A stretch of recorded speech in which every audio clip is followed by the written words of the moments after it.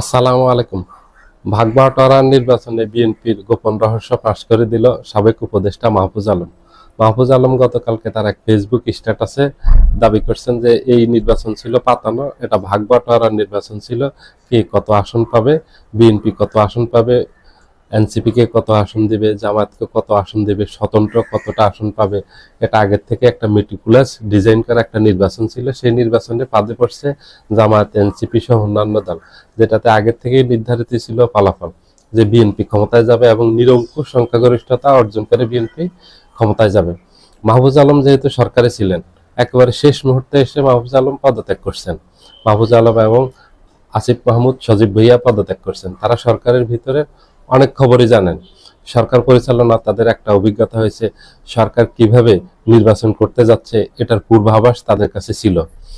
মাহফুজ আলমের এই কথাটা অত্যন্ত গুরুত্বপূর্ণ।